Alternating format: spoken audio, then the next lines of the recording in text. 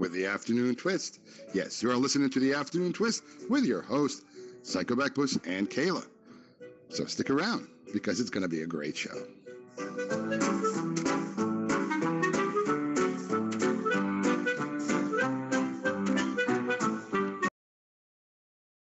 Hello. You know what today is? It happens once a year, I do believe. It's American Super Bowl Sunday. Yay! I'm really excited. In fact, perfection is not attainable, but if we chase perfection, we can catch excellence. I do believe that's a quote from somebody famous in the American football scene. I wonder if everybody else knows who that possibly was.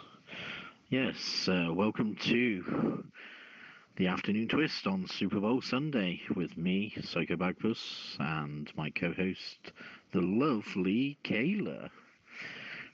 Right, throughout this show I'll be throwing out facts about the Super Bowl. I got some pretty interesting facts going on.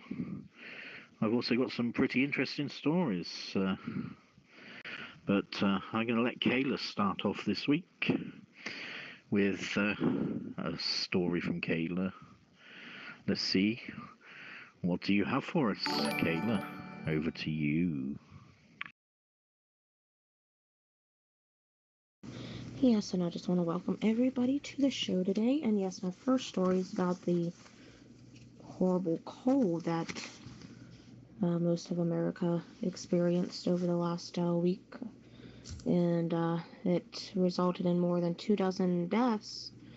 And the dangerous cold and heavy snow that hobbled the northern U.S. this week has retreated with more than 24 weather-related deaths in 8 states and hundreds of injuries, including frostbite, broken bones, heart attacks, and carbon monoxide poisoning.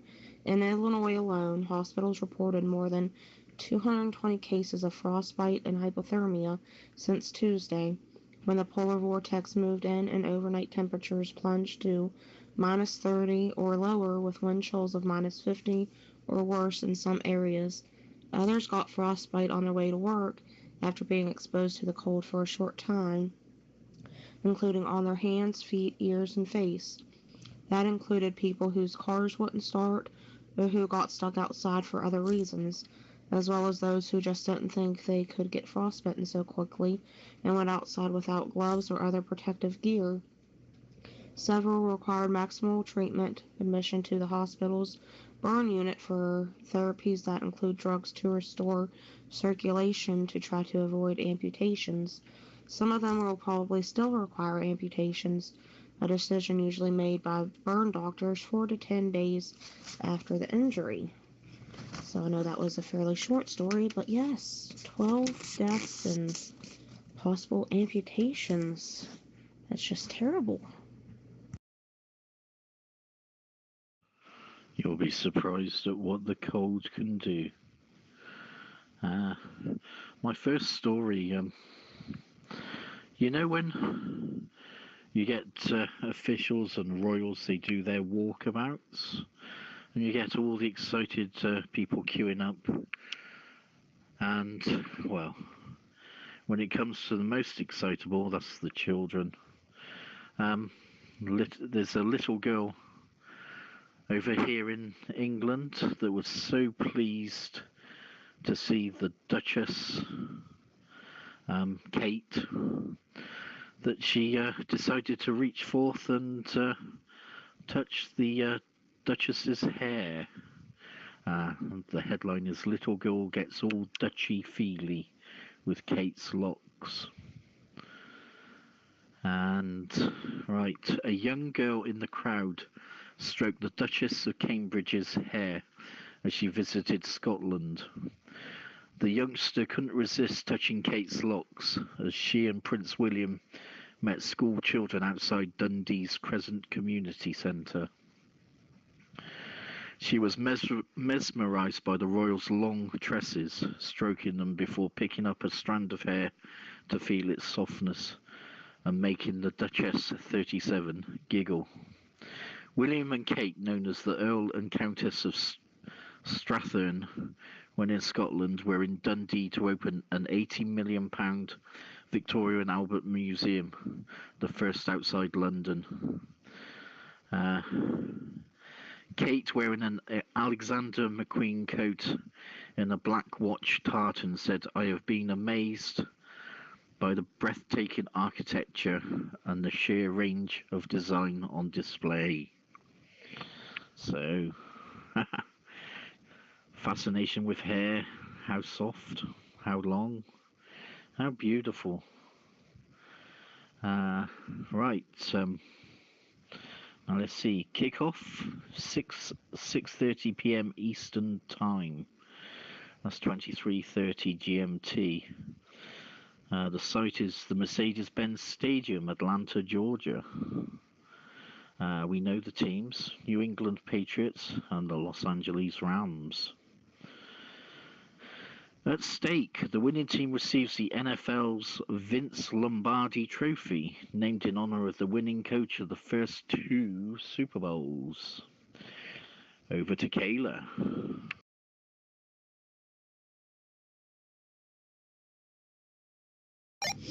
Alright, my next story for everybody is about Google being slapped with more than $56 million in fines under new European privacy rules. Google has been fined more than $56 million over its advertising in Europe. France's data privacy watchdog CNIL announced in a statement last Monday that it was imposing a record sanction of 50 million euros on the U.S. tech giant due to lack of transparency, unsatisfactory information, and lack of valid consent for the personalization of advertisement. An investigation into complaints filed against Google last year revealed that users were not sufficiently informed about its data consent policy.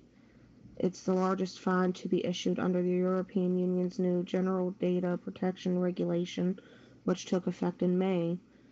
Companies that violate the legislation may be fined up to 20 million euros, or 4% of their annual turnover. In a statement obtained by ABC News, a Google spokesperson said the company is studying this decision to determine its next steps. Ooh, money, money, money, money. Right. With all this polar vortex and snow that's been falling in the US, well, my question to you is, if you've got a vehicle, do you spend time clearing the whole of your windshield and all the side windows and the rear window so that you can see out? Or do you just make a token effect at trying to make a hole so you can see where you're going? Right. Where this is leading to my next story. Now that's white out of order. A driver is fined over snow peephole. Story is by Daniel Binns. Right. With much of the country blanketed in snow and more forecast, drivers were urged not to copy this motorist. Police pulled over the car, which was covered in snow apart from a tiny peephole cleared on the windscreen. The unnamed driver was given a fixed penalty notice on the A9 at Thurso in the far north of Scotland early in the morning. More freezing temperatures are forecast, with the Met Office issuing a yellow weather warning for snow and ice in most regions. Up to 4 inches of snow could fall at higher levels, and even Birmingham and London could see overnight temperatures plunge as low as -4 degrees centigrade. Forecasters said that the weather warning would likely remain in place until the weekend. Yesterday, some Eurostar trains were cancelled as the same icy blast disrupted services in France and Belgium. Right, I will post some pictures in the box, and I'd like to hear any drivers' views, any truckers' views. Obviously, vision is important. Do you spend time clearing your windshield? I'm going to throw it open to the channel. You're supposed to clear everything off, not your windshield, not just your windshield, but your roof, your trunk, your hood, everything, because it blows off and it becomes a danger to the other drivers. It sure does, and I've seen a 12-car pileup just as you were speaking about it. Yeah, I don't know about other states, but I know in my state of Indiana, they should make it a law that if you have I understand cleaning the whole car off, but if you don't clean off at least all of your windows, you should get a hefty ticket, because you're not only endangering your life, but the life of others on the road by not being able to see. Your vision is impaired. You might as well put a blindfold on and just give her gas and go down the road. You still can't see. Yeah, Minnesota's the same way. Yeah, if you don't clear it all off, and at least the majority of it, you leave like 2 or 3 inches on the top of the cab on the truck or on the top of the car, and you're flying down the road. If they see that, they can ticket you anywhere between $100 to $250, depending on the hazard it can cause behind them. A buddy of mine got ticketed $150 for his little Geo Metro flying down the road at 55 miles an hour, and you can even see him. That's how much snow is flying with the wind, and they nailed him with a $150 ticket. Yeah, here in Jersey it is a law, and you can get a ticket and a hefty fine. They made it a law, what was it, a couple years ago, Bud? Yeah. Because there was somebody who had the layer of snow on there, and then there was a layer of ice on top of that, and it slid off of this SUV and hit the car behind it, and it actually cracked the windshield and caused a major accident. So there we go. Obviously, people are much more sensible over there than this silly IQ 0 person that tried to drive with a car in the state that I've posted the pictures. It's not whether you get knocked down, it's whether you get up. There we go. And over to Kayla. Let's see what you have for us next, Kayla. Yes, my next story is about Maryland supposed to be increasing the minimum wage to $15 an hour, according to a survey conducted by Frostburg State University. Overall, 77% of respondents believed raising the minimum wage would have more negative consequences on rural counties than urban counties. I'm not surprised by the result of the survey, said Nicole Christian, president and CEO of the Garrett County Chamber of Commerce. We know that our local employers are extremely concerned about a potential $15 per hour minimum wage and how it could impact Western Maryland, and now we have the survey results to share with lawmakers in Annapolis. The Allegheny and Garrett County Chambers of Commerce, the Garrett County Development Corporation, and the Cumberland Allegheny County Industrial Foundation partnered to contract with Frostburg State University. Technical difficulties, please hold. Kayla, can you rekey up?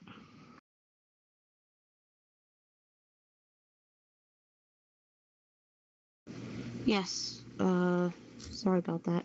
Yes, Western Maryland is going to be, Maryland is going to be raising their minimum wage to $15 an hour, according to a survey conducted by Frostburg State University. 77% of respondents believed raising the minimum wage would have more negative consequences on rural counties than urban counties. I'm not surprised by the results of the survey, said Nicole Christian, President and CEO of the Garrett County Chamber of Commerce. We know that our local employers are extremely concerned about a potential $15 per hour minimum wage and how it could impact Western Maryland, and now we have the survey results to share with lawmakers in Annapolis. The Allegheny and Garrett County Chambers of Commerce, the Garrett County Development Corporation, and the Cumberland Allegheny County Industrial Foundation partnered to contract with Frostburg State University to conduct the survey. A total of 282 Western Maryland organizations, including for-profit and non-profit employers, participated in the survey. Of those, 69% said that the proposed minimum wage increase would not improve the standard of living in Western Maryland. Garrett and Allegheny counties have a large percentage of their workforce categorized as unskilled labor. Of those surveyed, 69% agreed that minimum wage is the standard for low-skilled jobs. An increase in the minimum wage could create a financial burden that, in the long run, could hurt the local and regional economy. Maryland's minimum wage at $10.10 an hour is 39% higher than the federal minimum wage and at least 15% higher than Delaware, Virginia, West Virginia, and Pennsylvania, which are all at $8.75 or below. So $15 minimum wage would be quite a significant increase. But then again, who would be happy with just minimum wage? Surely you want more than minimum wage if the job's out there. That's a question I pose to the channel. What are your views on minimum wage? What do you think it should be?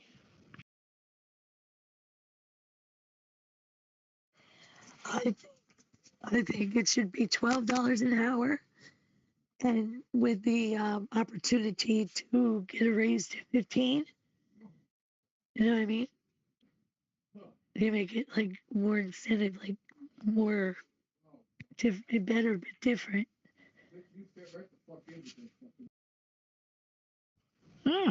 Granny, did you get that new toilet that you were looking at? And also, how's the spinners on the car?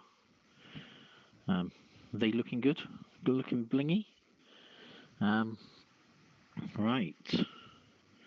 The first Super Bowl was played on January the 15th, 1967, in the Los Angeles Memorial Coliseum, with the Green Bay Packers defeating the Kansas City Chiefs 35-10. There we go. Right. When it comes to driving trucks, what age do you think you should carry on driving to as a truck driver? I know there's a lot of truck drivers out there.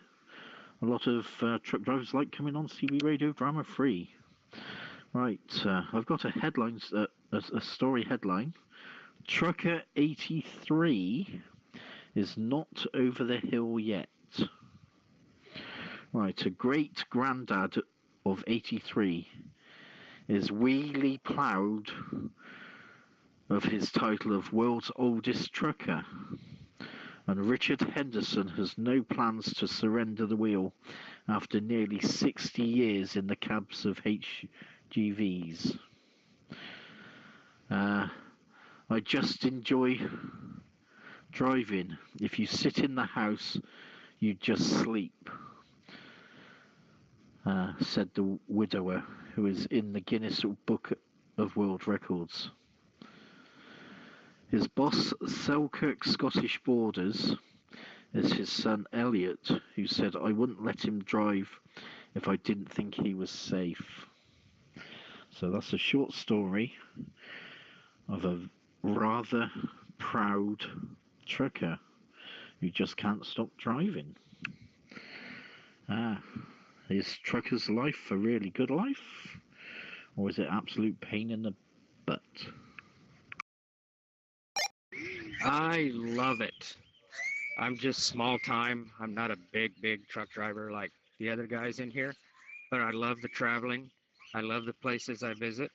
It can be a pain if you break down or have to sit over for a week waiting on parts, but you make the best of that and visit the area and kind of get to know a little bit about where you're at. I love it. I sure do.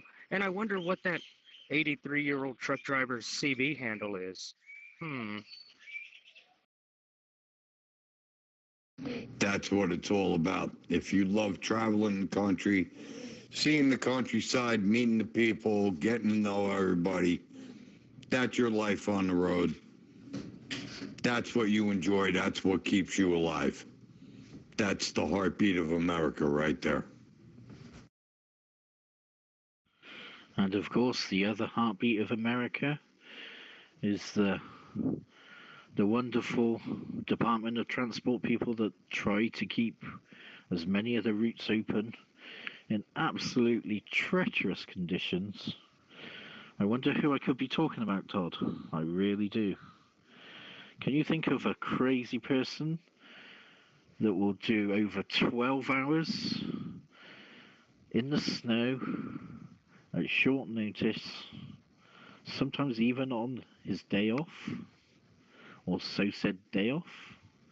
I wonder who I could be talking about. I have no clue, Psychobagapus, who you could be talking about. But as a semi-professional driver, we thank those guys that keep the roads open for us so we can get through. That's the other part of the driving. It may be nice and beautiful on some days, but other days it can maybe not be as beautiful. But those guys, I commend them for doing what they do to keep us safe. Who would that be? I think we have one of those guys in the channel right now. I really don't know who it could be, Psycho. You be quiet over there. And you know what? I think I might know one or two of those people and whatnot. And I do commend them myself to, to keeping my wife safe and everybody's significant others safe and keeping everybody safe on the roadways. Absolutely. I commend them all. And do my ears not deceive me? Do I hear some magical strange sounds in your background there, Buffalo Tool? Are you out and about roving and reporting from some exotic location? Can you fill me in? Whereabouts are you? Where is the satellite feed going? Well, this is one of the downsides of the transportation industry. My truck has been broke down, waiting on parts, so I took it upon myself to venture out and visit locations in the near vicinity, and I am currently at the Abilene Zoo, just walking around, checking out the animals. Beautiful, lovely day here. So I thought I'd get out and do a little sightseeing today as I did yesterday. But that's where I'm reporting from, live and direct from the Abilene Zoo in Abilene, Texas. Have you managed to find any rams down there? Or is there some patriots as well? Not as we speak. I've only been here for probably half an hour or so, 40 minutes. But there is a reptile cage. I'm going to see if I can spot some rattlesnakes. Ah, okay. Ah. Okay. Ooh, there we go. This is my famous catchphrase. Okay. Moving on. Kayla, what do you have for us? What have you got in your little bag of goodies? Have a quick rummage and see what you come up with.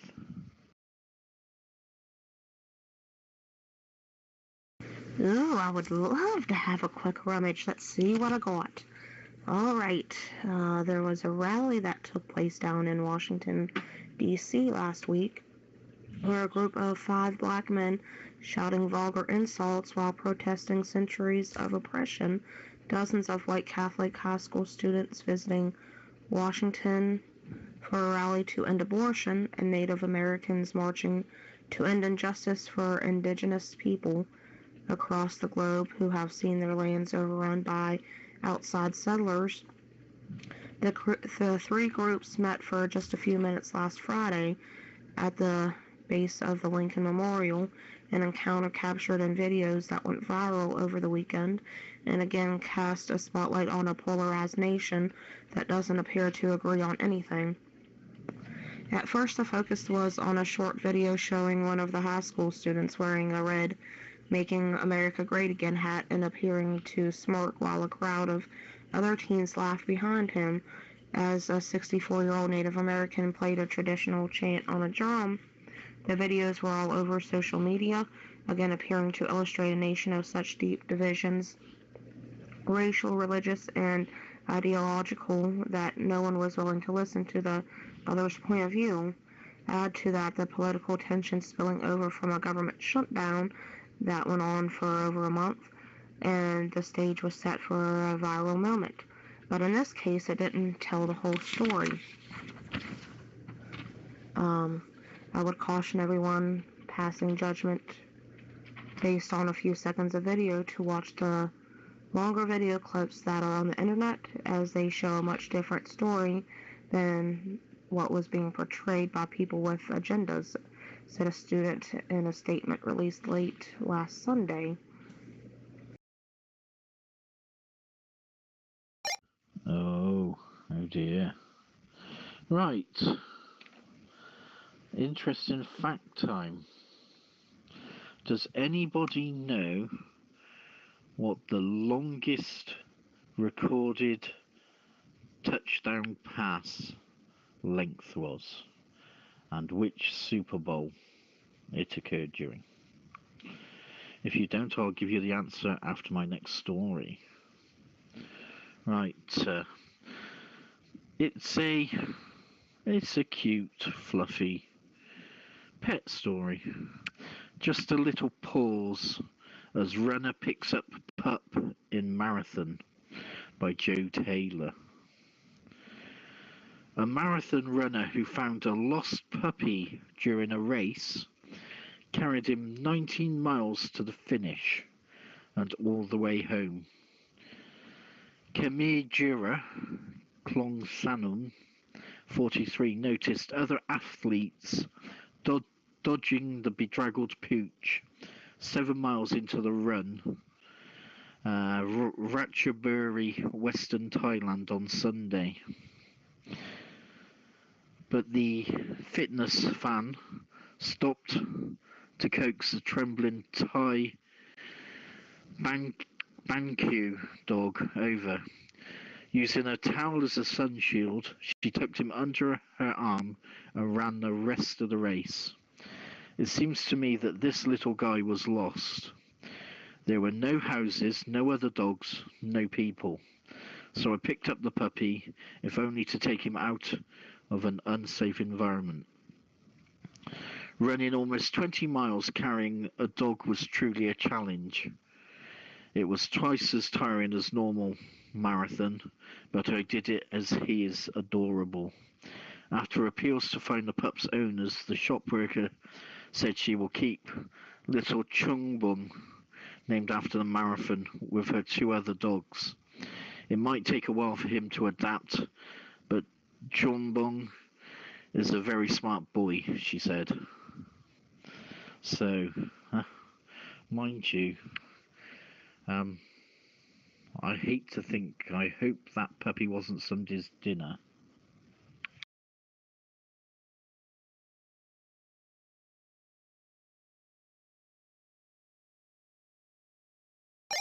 Okay, so do we have anybody that know the longest touchdown pass and when it happened? Have I got any answers for that question that I posed? Yes, 940 yards. Yeah, it was 1970, and it was between Concert FC and West Auckland Town FC at Bellevue. No. Super Bowl. I am talking about an 85-yard touchdown pass in the Super Bowl 39 of 2004 with Carolina wide receiver, and it was received from Jake Delhomme. Yes. So that is, according to my stats, the longest touchdown pass. Okay, my next one is the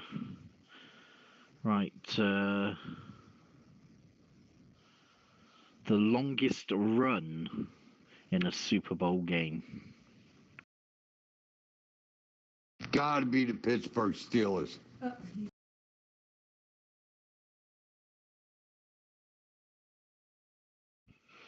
Indeed, it is Fast Willie Parker.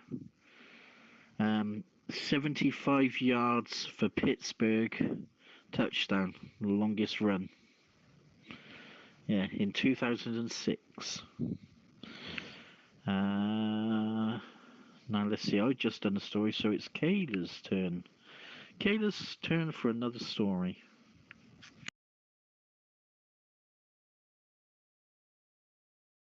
Alright, my next story is about a fire that gutted Frostburg buildings last week. A blaze that was first reported as a basement fire consumed 3 East Main Street buildings last Tuesday, causing an estimated $500,000 in damage. The structures reportedly contained one business and 3 apartments, 2 of which were unoccupied, according to Frostburg city officials. The fire began at 93 East Main at about 11:40 a.m. and quickly spread to next-door buildings at 95 and 97 East Main. A Maryland State Fire Marshal's official determined the fire was caused by an electrical malfunction of the wiring at 93 East Main. The fire in the heart of the business district shut down Main Street, which was lined with fire vehicles, including the Frostburg Volunteer Fire Department's ladder truck that directed a steady flow of water onto the burning 2-story buildings. 2 firefighters were checked by ambulance personnel early in the fire operation, but no serious injuries were reported. Last Tuesday, blaze was the latest major downtown incident in Frostburg that has disrupted the city and its business community in the past 15 years. An exterior firefighting strategy to contain the blaze was modified after parts of the burning buildings were deemed unsafe by fire officials. Investigators with the fire marshal's office began their probe into the cause shortly after the fire was extinguished at about 3:10 p.m. The fire marshal estimated total damage at $500,000.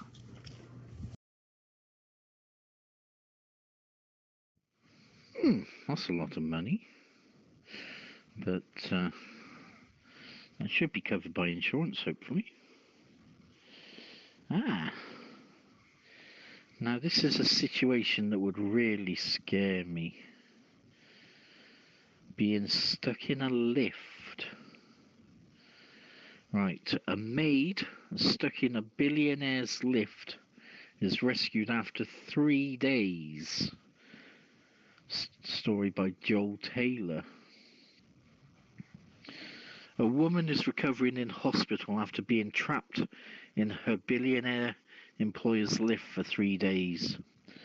Housekeeper Maritz Fortaleza spent the weekend in the elevator at the Manhattan townhouse owned by U.S. investment banker Warren Stevens. She was rescued by firefighters who responded to an emergency call at 10 a.m. on Monday and forced the lift open. According to a Stevens family statement, she was dehydrated but is now in a stable condition at a private medical center in New York. Miss Fortaleza, 53, has been a valued member of the Stevens extended family for 18 years, they said. A family member accompanied her to the hospital. Her boss is the head of Stevens Inc., an investment bank based in Little Rock, Arkansas. Authorities said Miss Fortaleza entered the lift on Friday evening and was trapped between the second and third floors of the house near Central Park. The family were away for the weekend and nobody else was at home. It is not known whether she had a mobile phone or if the emergency call button was working. A delivery worker and family member called 911 when they arrived and found the lift was not working. The building has been flagged for a violation by the New York City Department of Buildings until the lift is inspected, the New York Times reported. What would you do if you were stuck in a lift for 3 days? Oh. My, if you had a phone, surely you'd be on Zello, screaming for help. I would turn into Batman and find my way out.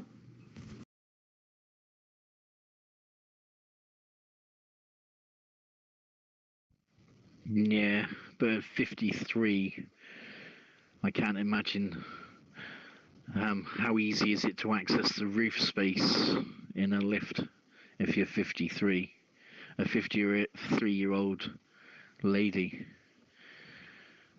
You'd need at least one other person in there to give you a hand up to it, surely. Yeah, ain't that the truth for sure.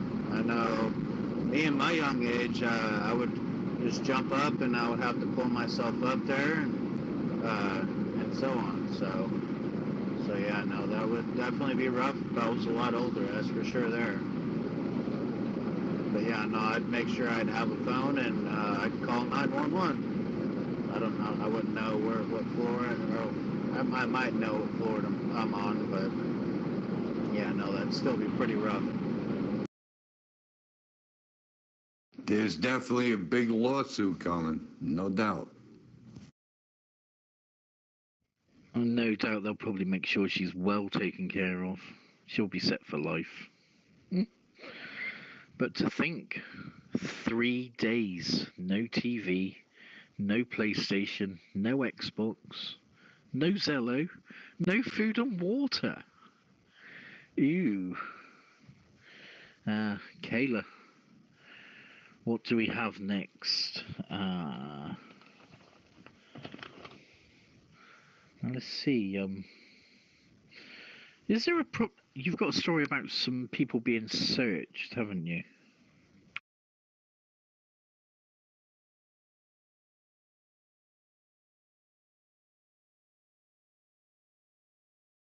I believe so.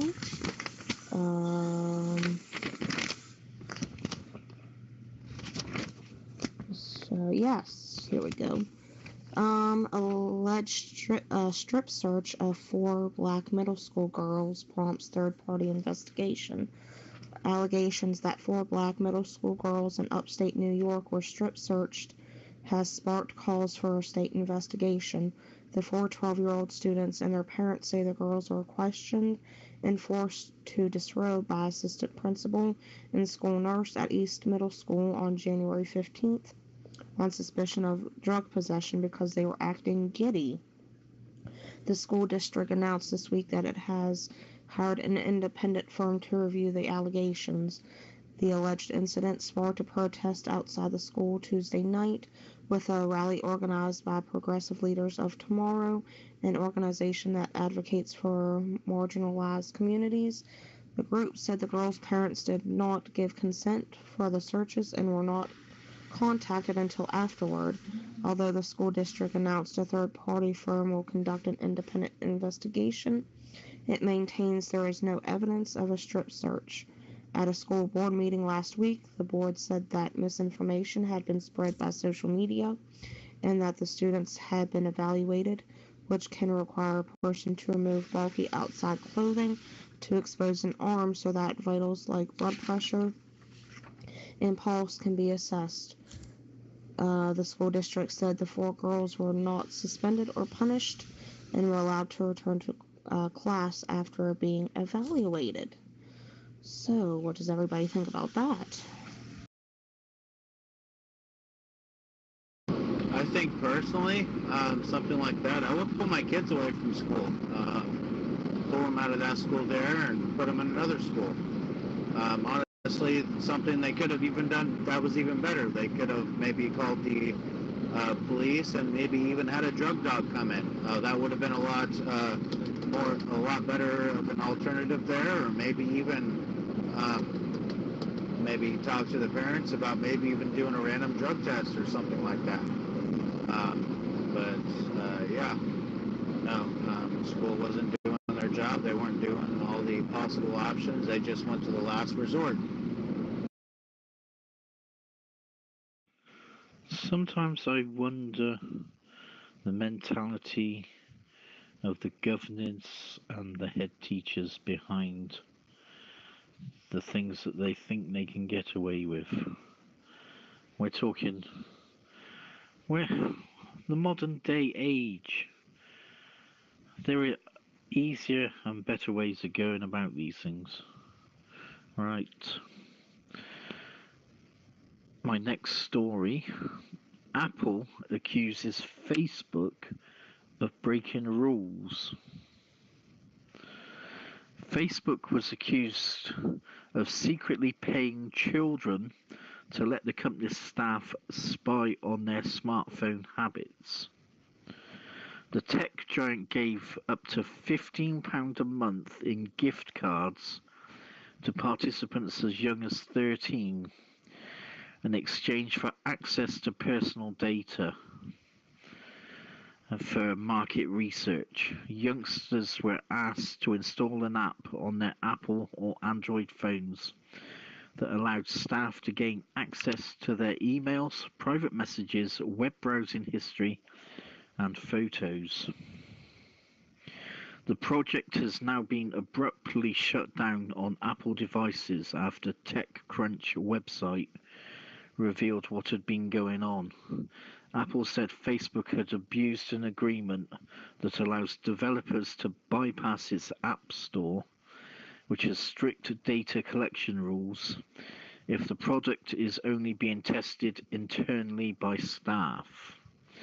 Expert Will Strafak, who analysed the app for TechCrunch, said this is the most defiant behaviour I have ever seen by an App Store developer. It's mind-blowing. I still don't know how to be articulate how absolutely flawed I am by Facebook thinking they can get away with this. Facebook denied the app had been a secret. A spokesman said it was literally called the Facebook Research app. It wasn't spying, as all people who signed up went through a clear onboarding process asking for their permission and were paid to take part.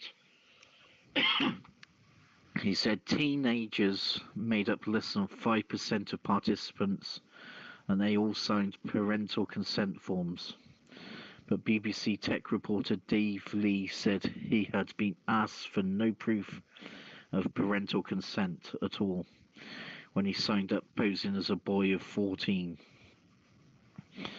Facebook drew recruits worldwide with Instagram, Snapchat ads that showed young women on her phone surrounded by dollar bills. People were allegedly asked to send screenshots of their Amazon order history to give even more insight into their habits. There we go. Some intrusion into privacy going on there. Wow. And what with the whole iPhone being able to access the cameras in your on failed iPhone message iMessages as well. This is beyond a joke. Over to Kayla. Alright, I think it's about time for the questions. Alright, and as usual, you can either tee up an answer or you can text them in the text box. They are multiple choice. Alright, so question number 1. What year did cigarette commercials stop appearing on TV? A. 1971, B. 1966, C. 1977, or D. 1980?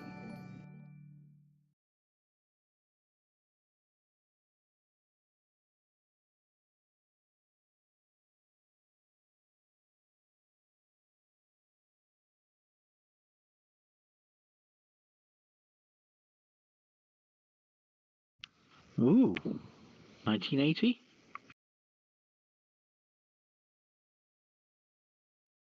I'm gonna go with 1980.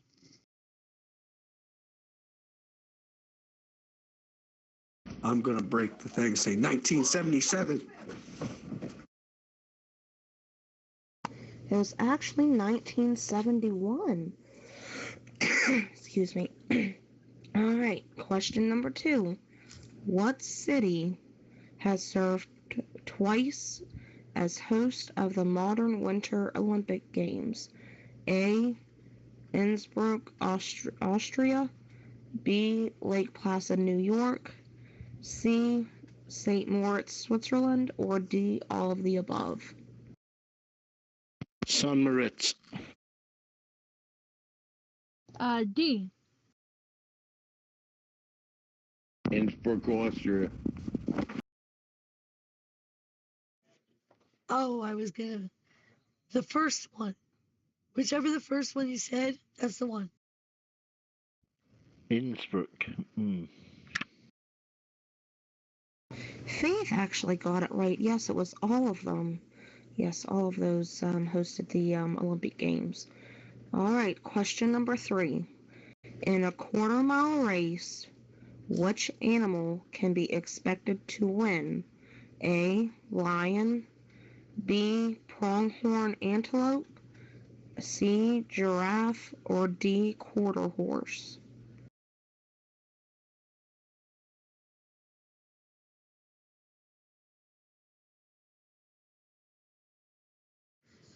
Just gonna take a guess. A quarter horse. Give the answers again. I'm going giraffe because it's got bigger legs. All right, the answers are A. Lion, B. Pronghorn antelope, C. Giraffe, or D. Quarter horse. Lion. I'm going to say the antelope. Antelope. Yes, very good. It is the antelope, yes. All right, question number 4. Whose real name was Thomas Lanier Williams? A. Robin Williams, B. Ted Williams, C. Andy Williams, or D. Tennessee Williams? Mine. It's my real name.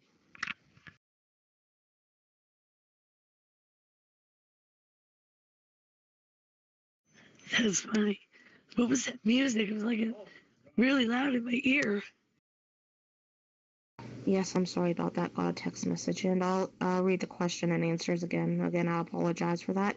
All right, whose real name was Thomas Lanier Williams? A. Robin Williams, B. Ted Williams, C. Andy Williams, or D. Tennessee Williams? I'm going to say Ted Williams. Tennessee Williams. Ted Williams. Granny got this one right. It was Tennessee Williams. Very good, Granny. All right, question number 5. Which golfer won the British Open and the Masters 2 times during the period from 1987 to 1990? A. Scott Hodge, B. Nick Faldo, C. Curtis Strange, or D. Greg Norman? Yeah, it was Nick Faldo. Well, I was gonna say, I'm gonna say D, just because I don't know. Faldor.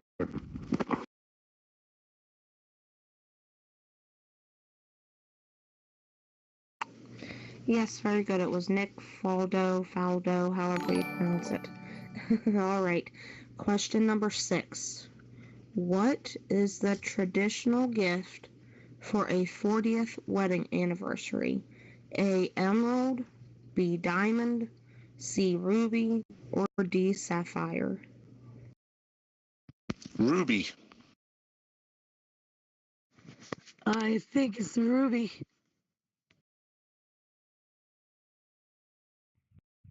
I'm going to go out on a limb here and say coal. I'm going to go on a limb on top of Buffalo Tools thing there and say diamond. I'm going to go Ruby, Ruby, Ruby. Ruby. Very good for those of you who answered Ruby. Yes, that is the answer, Ruby. All right, question number 7. What word would be used to describe a group of crows? A. A colony, B. A barn, C. A murder, or D. A flock? A murder. There's a murder of crows, I say. A murder. A murder of crows. Letter C. A murder of crows. I'd just say a flock. Only because murder is so ugly. Oh, I'm going to have to say that the answer to that question is a murder of crows. That's what you call it, a murder. Well, also, Faith, just a little random fact there. Crows are usually an omen of death, so that's kind of why it's, I believe it's murder. A red rump of crows. A murder of crows carrying a ruby-encrusted 40th anniversary toaster oven. Okay, that's it. I'm going to change my answer to murder because we don't have crows on Guam. So I'm going to change my answer to murder. Yes, very good. It is a murder. All right, question number 8. What is fandango? A. A dance, B. A food, C. A hat, or D. A grass skirt? It's a dance. Definitely a dance. That's what all the groupies that follow the Brain Tool Show do. They get their fan and they dango. Hey, there we go. Shout out to the Brain Tool Show and this or that on Thursdays with Adam and Todd. A dance, a dance. Yes, very good. It is a dance. All right, question number 9. Which member of the Ivy League was founded under the name King's College? A. Brown, B. Columbia, C. Cornell, or D. Dartmouth? I'm gonna guess and say a. Hold on. King's College. Poison Ivy, along with Catwoman. Oh, no. Sorry, wrong subject.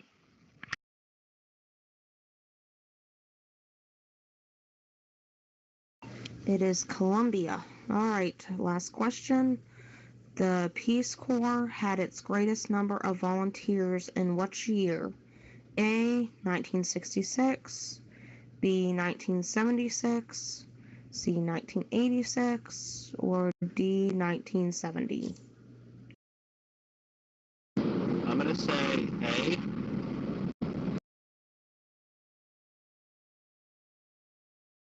1970. The 70s. I missed the answers. Can I get the answers again? I would say 66. Yes, the answers again are 1966, 1976, 1986, or 1970.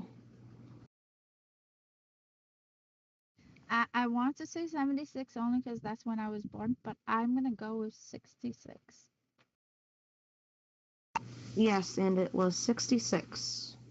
1966. All right, very good, everybody. Those are your questions for this week. And back over to Psychobagpuss.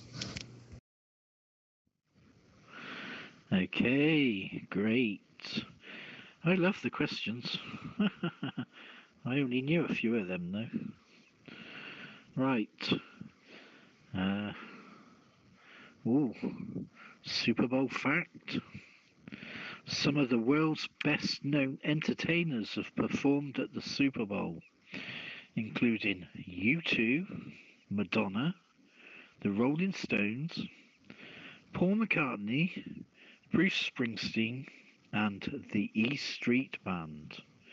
And of course then you've also got Miss Jackson with the famous wardrobe malfunction. Right, my next story. Police couple's son spared jail after deadly car crash. Story by Joel Taylor. The teenage son of two police officers who killed two pedestrians with his parents' car after taking drugs has been spared jail. The 17-year-old, who magistrates ordered cannot be named, took the Audi A5 after smoking cannabis and knocked down John Shackley, 61, and Jason Imme, 48, as they crossed the A329 in Sunning Hill, Berkshire. They were thrown over the top of the car and died upon impact with the road. Prosecuting, Sabir Ali told the court in Reading that a friend in the car had said the youth already knew there was someone in the road. He was already braking before anyone said anything. Other than applying the brakes, he didn't do anything, no steering or anything. The friend added, a window smashed, and I knew we were hitting a person. I could see two bodies on the floor curled up. Weeks before the crash on August the 2nd last year, the youth had been stopped by police after taking cannabis. His parents told the court they had hidden the keys to their cars at the family home in Ascot, Berkshire. Thames Valley Police are investigating the youngster for driving whilst disqualified since the crash. The prosecution had requested a custodial sentence, but David Todd, defendant, said, if the Crown could show evidence of unacceptable driving, we'd know, because the charge would be causing death by dangerous or careless. Instead, the youth admitted a charge of driving a motor vehicle with a proportion of a specified controlled drug above the specified limit. He is not accused of any offences in relation to the death of the pedestrians. Magistrates Pennywood told the youth they had considered custody, but there are no charges in relation to the standard of your driving on that day. He was given a rehabilitation order including 24 months of supervision, a safe driving course, 100 hours of unpaid work and curfew. He was disqualified for driving for 24 months and charged £105 in costs, which his parents said they would pay. So, there we go. Has he got off just because he's the son of a couple of police officers?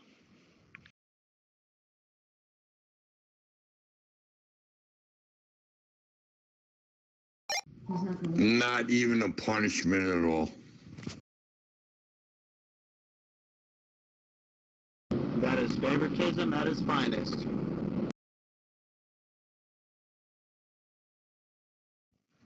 Yeah, there we go. You take your parents' car, you kill two people, and all they do you for is the fact that you were high on cannabis. There is something seriously wrong there. The parents must have paid for good lawyers. That's all I can say. Exactly, among other things. I was going to say that same thing. I can't just sit back and not listen. I mean, not speak. I hate this laryngitis too. No, I can't remember what you said, but there was. I wanted to answer it for you, but. I'm willing to bet they were good friends with the judge. That, and they probably also paid him off, too. Well, the parents were a police officer, or the father was, at least, or whatever. So, you know, there's that to consider as well. Okay, Granny, if you want to conserve your voice, just sit back and listen. That's fine by me. Right. Wow. Kayla, you haven't done this week's birthdays yet either. Do you want to fish out the birthdays while I find my next story? Ooh. It's all about the cold. The next story is all about the cold.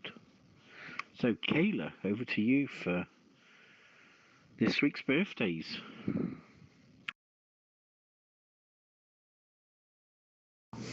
Alright, this week's birthdays are British novelist Lewis Carroll, was born in England, best known for Alice's Adventures in Wonderland and Through the Looking Glass. Labour leader Samuel Gompers was born in London. He immigrated to America at age 13, worked in a cigar factory, eventually becoming head of the Cigar Workers Union.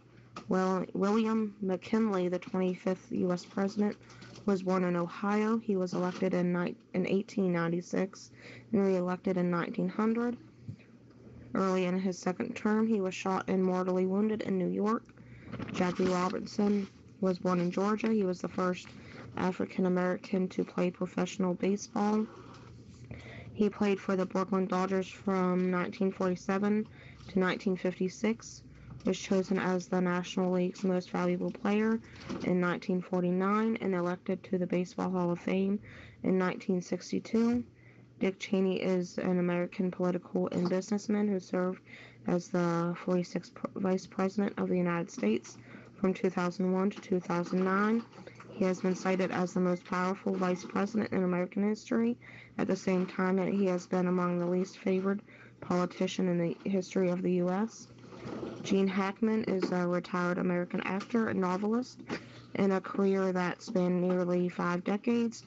Hackman was nominated for 5 Academy Awards, winning Best Actor in The French Connection and Best Supporting Actor in Unforgiven. Excuse me. Vanessa Redgrave is an English actress of stage, screen, and television, and a political activist. She is a 2003 American Theater Hall of Fame inductee and received the 2010 BAFTA Fellowship Award. Christian Bale is a British-born actor with dual citizenship.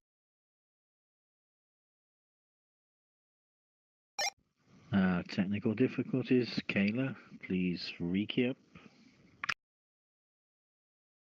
Alright, I believe I was on Vanessa Redgrave, who is an English actress of stage, screen, and television, and a political activist. She is a 2003 American Theater Hall of Fame inductee and received the 2010 BAFTA Fellowship Award.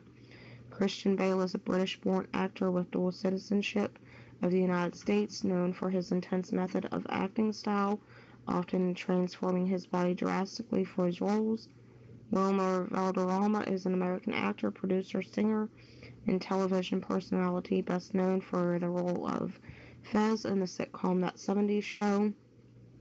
And Peter Crouch is an English professional footballer who plays as a striker for Premier League club Burnley.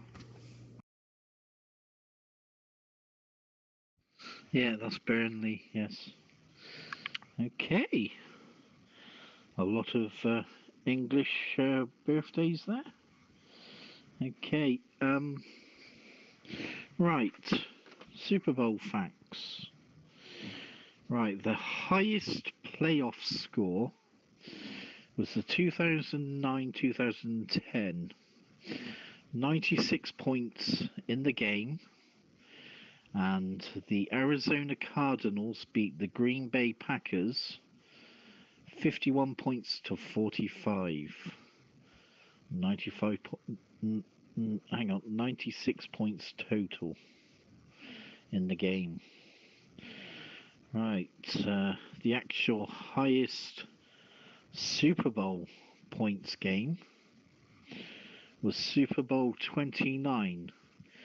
The San Francisco 49ers strangely scored 49 points against the San Diego Chargers, who only had 26 points. Right, my next story is Deep Freeze puts Midwest lives at risk by Joel Taylor. Midwest states in the US are in the grip of life-threatening low temperatures, with at least 3 governors declaring emergencies. In North Dakota, thermometers plunged to minus 32 degrees centigrade, while in Minnesota, wind chill made it feel more like minus 52 degrees centigrade, and it was too cold for snowplows to operate. Governors in Wisconsin, Illinois, and Michigan declared emergencies. In Chicago, where minus 33 degrees centigrade was forecast, buses were turned into shelters for homeless people. These are life-threatening conditions, said Mayor Rahm Emanuel. A wind chill of minus 32 degrees C can freeze skin in 15 minutes. The National Weather Service said at least 4 people have died, including a young couple whose car got stuck in the snow in Indiana. Donald Trump was scorned for tweeting, "Come back fast. Global warming, we need you." Wisconsin Congressman Mark Pocan replied, "Only a moron would not understand global warming causes huge temperature swings." Yes. So, it's really, really cold over in America. You don't need me to tell you that, obviously. Back to Kayla. Really cold? Not anymore. St. Louis had a deep freeze for 2 days. It's now 60 degrees and sunny out. Yeah, if I could just butt in here real quick. Yeah, it's close to 50 degrees here in Pittsburgh, Pennsylvania. So, yeah, the cold is gone for now.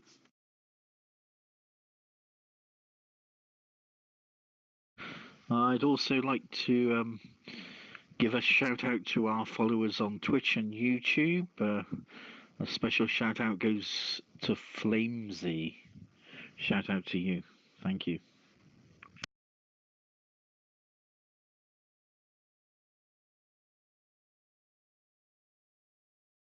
Okay, my next story is about 20 dead as bombs target Sunday Mass in Philippine Cathedral. 2 bombs minutes apart tore through a Roman Catholic cathedral on a southern Philippine island where Muslim militants are active, killing at least 20 people and wounding 111 others during a Sunday Mass. Witnesses said the first blast inside the Jolo Cathedral in the provincial capital sent churchgoers, some of them wounded, to stampede out of the main door. Army troops and police posted outside were rushing in when the second bomb went off about 1 minute later near the main entrance, causing more deaths and injuries. The military was checking a report that the second explosive device may have been attached to a parked motorcycle. The initial explosion scattered the wooden pews inside the main hall and blasted window glass panels, and the second bomb hurled human remains and debris across a town square fronting the Cathedral of Our Lady of Mount Carmel. Cell phone signal was cut off in the first hours after the attack. Police said 20 people died and 111 were wounded. The fatalities included 15 civilians and 5 troops. Among the wounded were 17 troops, 2 police, 2 Coast Guard, and 90 civilians. Troops and armored carriers sealed off the main road leading to the church, while vehicles transported the dead and wounded to the town hospital. No, that's not good. I wonder how our roving reporter, ROC Elite Buffalo Tool, I wonder how he's doing over at that zoo. I did hear rumours that there was a Mountain Dew delivery going into the reptile house. I wonder if you can tell me more about this. Is this correct? Did we see Mountain Dew being dropped off?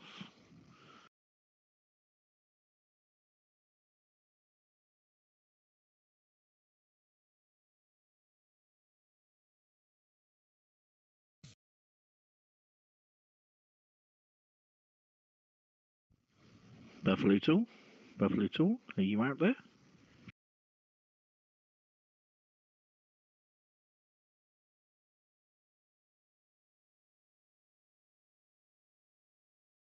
Okay. I seem to have lost the satellite feed to... Oh. We seem to have lost the satellite feed to the zoo in Texas, in Abilene, I think he said he was. Okay, moving on. Car stuck, airport iced, trains frozen. Time to get the skis on then. More traffic disruption and further school closures were expected as winter tightened its grip on Britain. The Met Office was expecting temperatures to plunge to minus 10 degrees. The forecast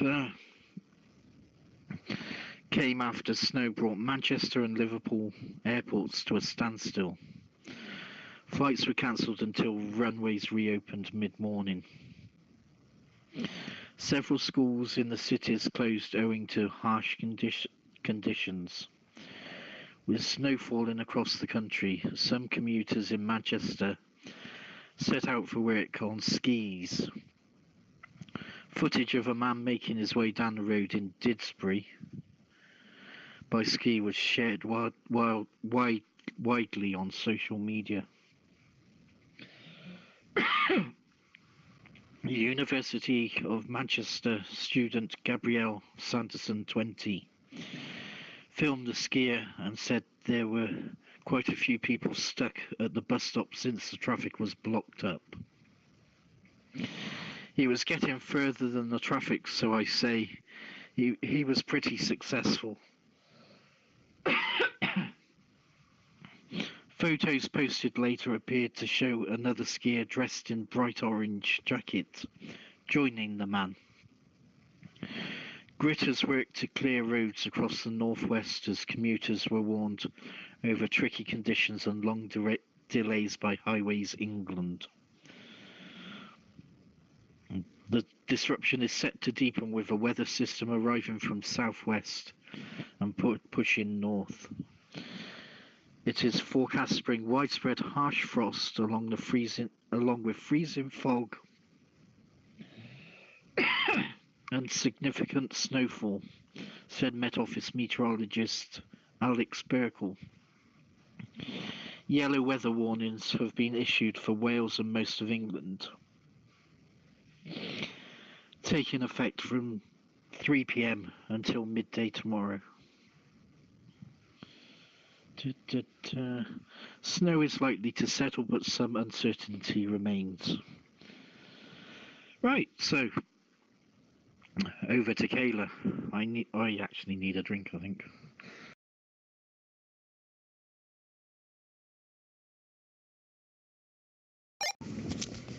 Alright, the next story is about a Louisiana man arrested of killing 5, including his parents, was arrested in Virginia. A Louisiana man accused of murdering 5 people in a killing spree was arrested Sunday morning in Richmond County, Virginia. Dakota Theriot was taken into custody by the Richmond County Sheriff's Office, ending a manhunt that started Saturday morning after his parents and 3 others were killed in Louisiana. The Richmond County Sheriff's Office said in a press release Sunday that they were informed by authorities in Louisiana that Dakota Theriot may have lived in Richmond County and still had family there. Sheriff Stephen Smith said Theriot's grandmother asked deputies to go by her home because she was concerned he may be coming there. When Theriot arrived at the home, deputies were already there. The suspect allegedly pointed a gun out a car window, causing deputies to seek cover. He was ordered to drop his weapon and was arrested without incident. He is being held at the Northern Neck Regional Jail without bond pending a court appearance and will be transported back to Louisiana, where his parents were found shot inside their trailer. Before allegedly shooting his parents, authorities said they believed Theriot fatally shot Summer Ernest, her father Billy Ernest, and her brother Tanner Ernest at their home in Livingston Parish.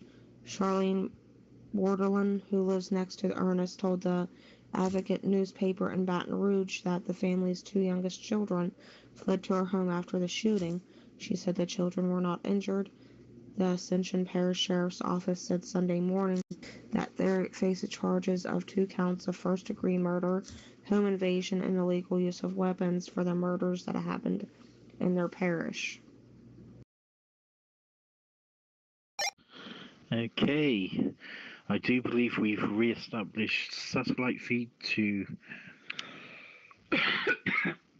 the zoo over to Buffalo Tool.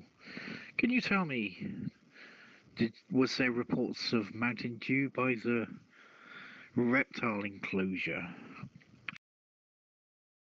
Yes, there was, and there appears to be a shortage. There's not going to be enough for the Super Bowl party at the reptile cage tonight, so I am helping out zoo officials by taking my truck and going to pick up another pallet of Mountain Dew. The rattlesnake was in his quarters and he was coiled up asleep. So yes, due to a shortage of manpower at the zoo, I'm taking it upon myself to volunteer my services and go on a Mountain Dew run.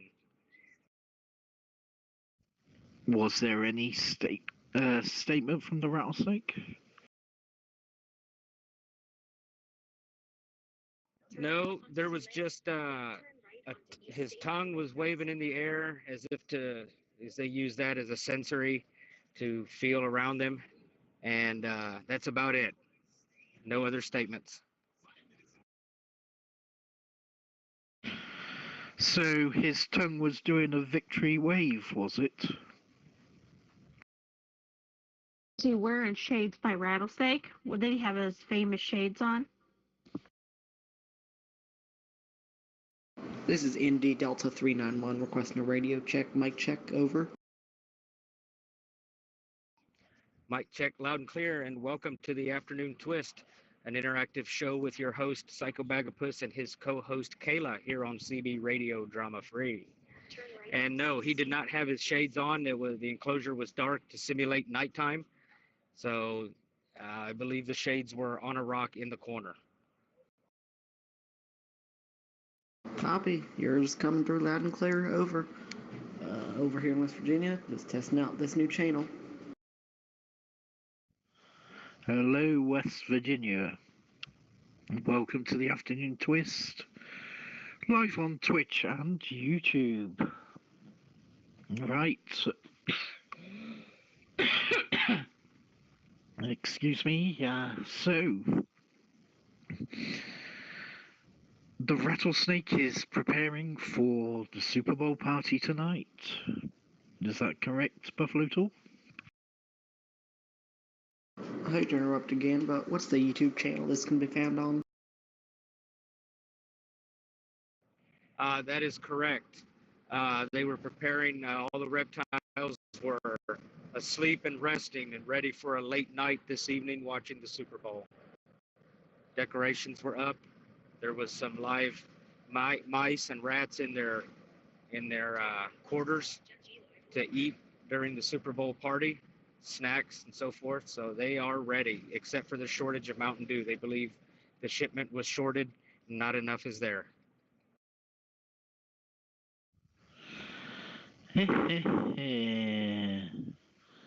As Rattlesnake would put it.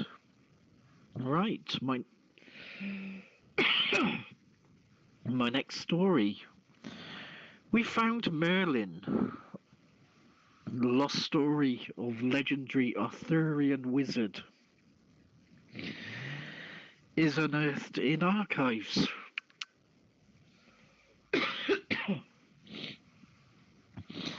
It's a legendary find. The story of Merlin has been unearthed as if by magic. Fragments of Middle Ages manuscript telling the tale of the wizard were hidden in the 16th century books deep in Bristol Central Library archives. The 7 pieces hailed as a wonderfully exciting find. They're thought to come from the 13th century old French text known as the Vulgate Cycle of Lancelot Grail Cycle. So, yes, evidence of Merlin has been uncovered. What do you think of that channel?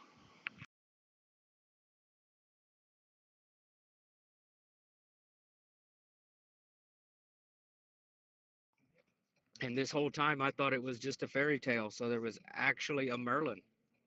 That is sweet. I wonder if even from beyond the grave he can cast a spell.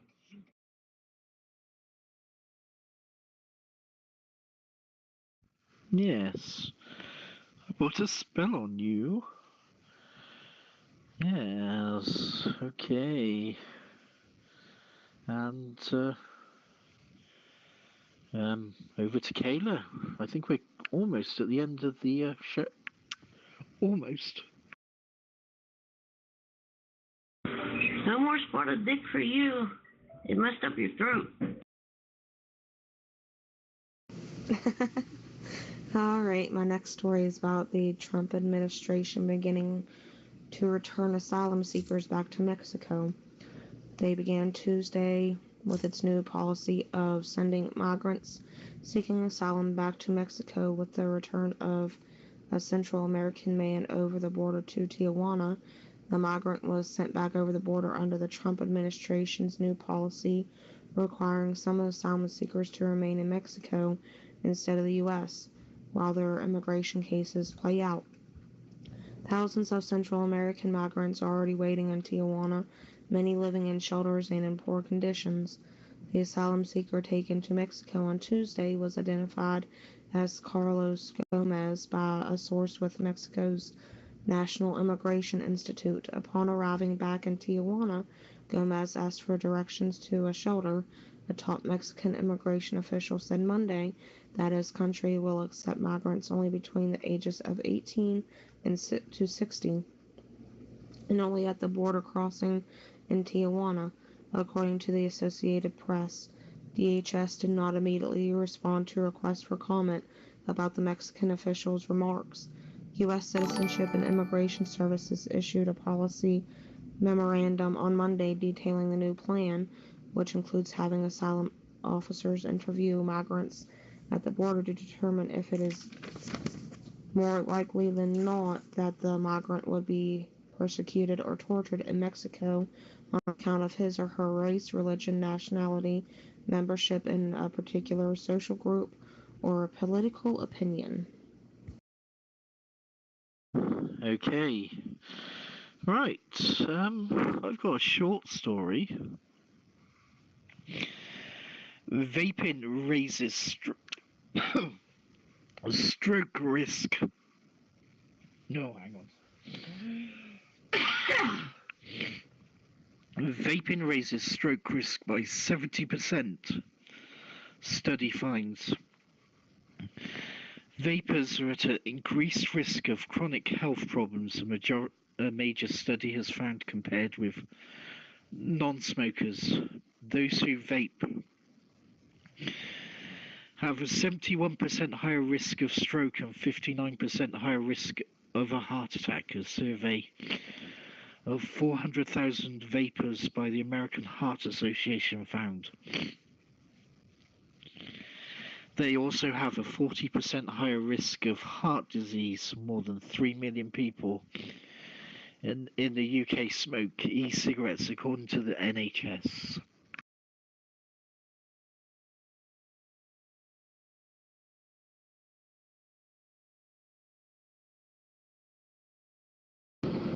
Very interesting. I wonder where I might be able to find those facts there. Might be interesting.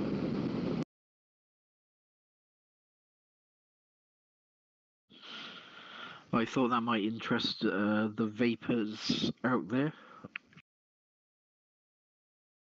I find that a little bit weird because they're not comparing them to smokers. They're comparing them to non-smokers. So, of course, a vapor would be higher risk than a non-smoker. But and compare them to people who smoke cigarettes on a regular basis, then the facts would be totally different.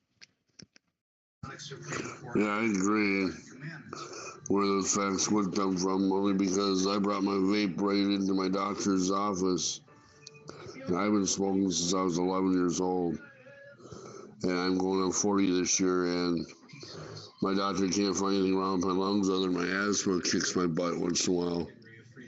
And when I told her that I'm now vaping, she said it's a hell of a lot more healthier for me than smoking. And I've had strokes already. And I have a bad heart even, and she knows that, obviously. So that's very odd. I also have another short story. Frail OAP tricked into buying 12 chainsaws. Rogue traders forced an elderly woman into buying a huge haul of unwanted power tools. The frail pensioner was conned into paying for 12 chainsaws, 11 generators, and 7 power washers after they called at her home in Baintree, County Cork, Ireland. Police are urging people to be vigilant and have issued advice to spot potential doorstep tricksters. Crime Prevention Officer Tony Davis of Cork Police said this is a heinous crime. If you're answering the door to cold callers, apply the chain. That is absolutely despicable.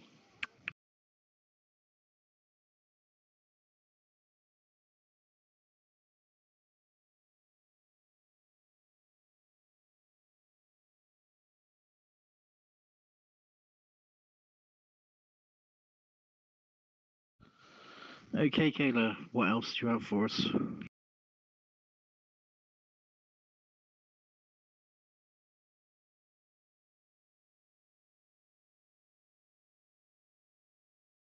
Alright, I have Roger Stone pleads not guilty in Russia probe.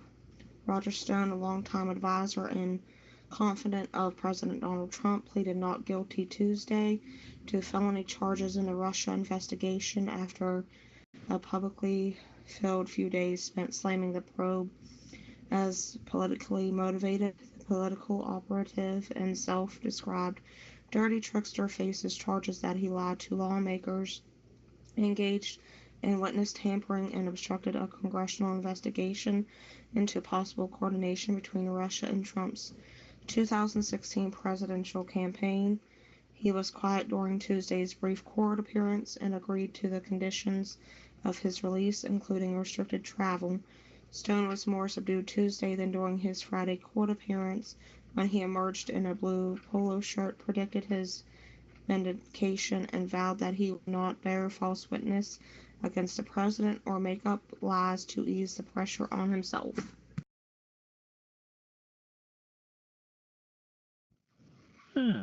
Okay. So has everybody heard of the sayings snowball's chance in hell? Or the other one, I'll get to it, when hell freezes over.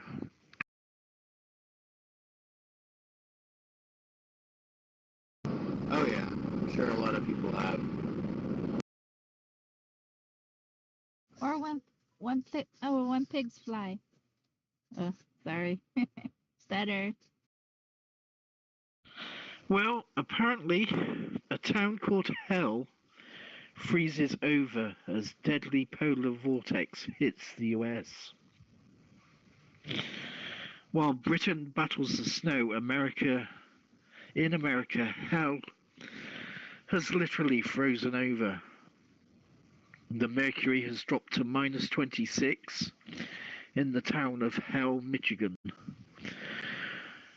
As northern states are gripped by polar vortex that has led to the deaths of 12 people. The town's Facebook page said there was less snow than previous winters, but we are much colder. Yes, hell has frozen over. The cold snap feels like minus 45 centigrade with the wind chill. Chicago was braced for its lowest ever temperatures yesterday with the minus 32 centigrade recorded in 1985 set to be broken. So, hell in America has frozen over. Who'd believe it? Oh, I know, right? Something I've kind of noticed a little bit. Usually with the colder temperatures, I've found in most cases, usually not as much snow, unless it falls before the cold temperatures.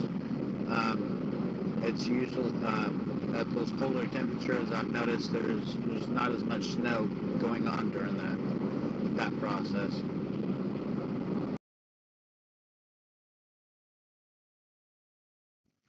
Okay, I've just got one more story. How many more stories have you got, Kayla?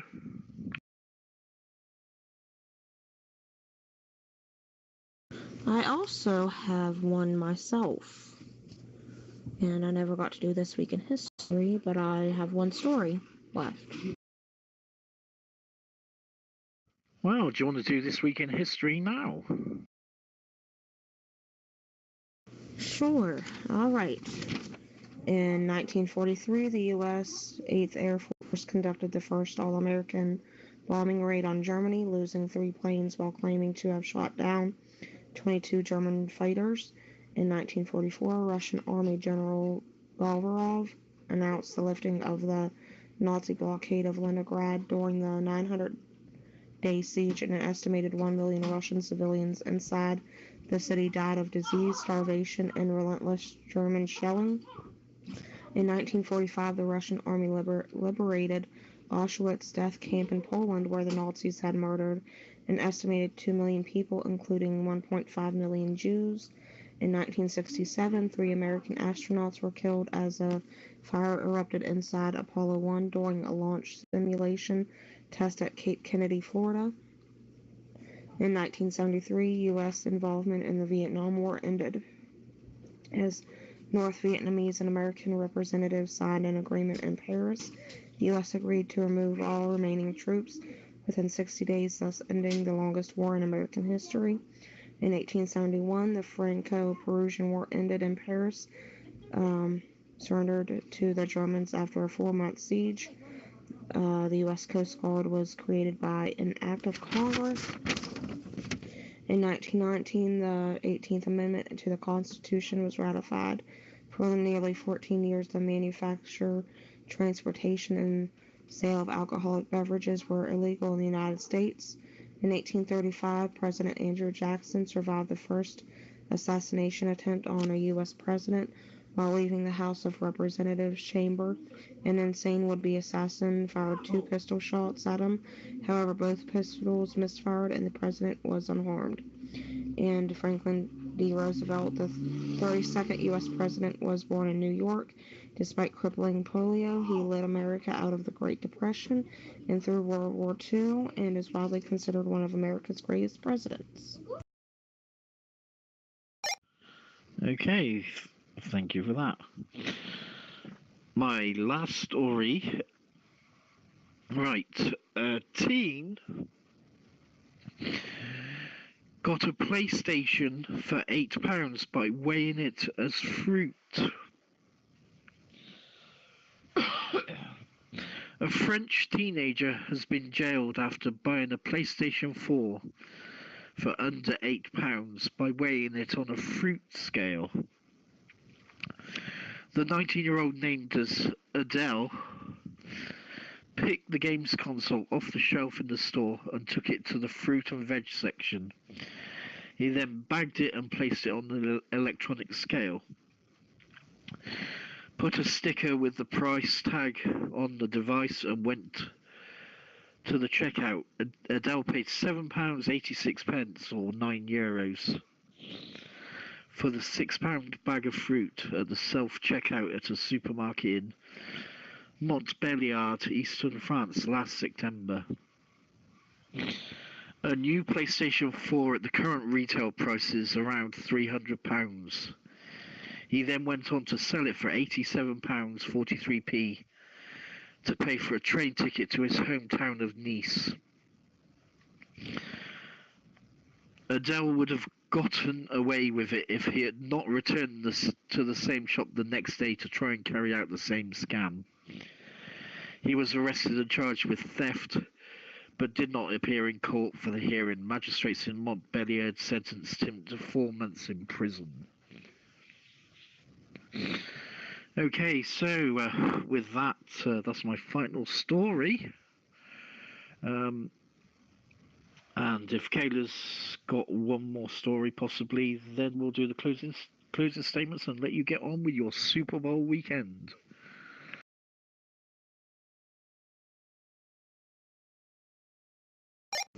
Yes, my final story is about Democrats making an opening offer with no money for the wall that Trump wants.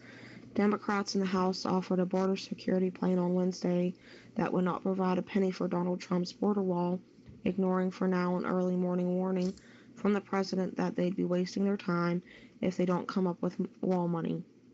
The offer is just a starting point in the House-Senate talks and border security funding that kicked off in a basement room in the Capitol. A top Democrat acknowledged that everything is on the table, including the border barriers demanded by Trump. Lawmakers on both sides flashed signs of flexibility, eager to demonstrate willingness to compromise in hopes of resolving the standoff with Trump that sparked the just-ended 35-day partial government shutdown. The high-stakes talks are taking place against the backdrop of another possible shutdown in mid-February, an outcome Trump's GOP allies in the Senate are especially eager to avoid. But while Trump's rhetoric has cooled, he's proven to be an unpredictable force in the shutdown debate, often veering back to his original demands for the wall. Lawmakers negotiating the they're well aware that he could move to quash an agreement that at any time, plunging them back into crisis. Right. Ooh, I found another story. St. Louis. In devastating news from the University of Missouri Athletics Department, NCAA, has been issued sanctions on the football, baseball, and softball programs following an investigation into a former tutor. Okay, so from what I gather from the story, the tutor is said to have completed coursework for 12 students. The punishments for the athletics programs are severe at Mizzou. Football, baseball, and softball have all been issued post-season bans for their upcoming seasons. With that, I'd like to thank everybody for joining us on CB Radio Drama Free. I'd like to thank, obviously, the everybody in charge of CB Radio Drama Free, Rattlesnake, LBT, OG Criminal, Baby G's, the moderators, Computer Chick, head of production, of course the fabulous Mr. Rob the Brain and Buffalo Tool of the Brain Tool Show, and Todd and Adam of This or That, the up and running new show on CB Radio Drama Free, part of the Zello Radio Network. Peace, love and respect. Thank you for everybody for joining us. We will next week be combining with the Brain Tool Show for an extravaganza. More details to follow. Thank you, everybody. Good night. Enjoy your Super Bowl, whoever you're supporting.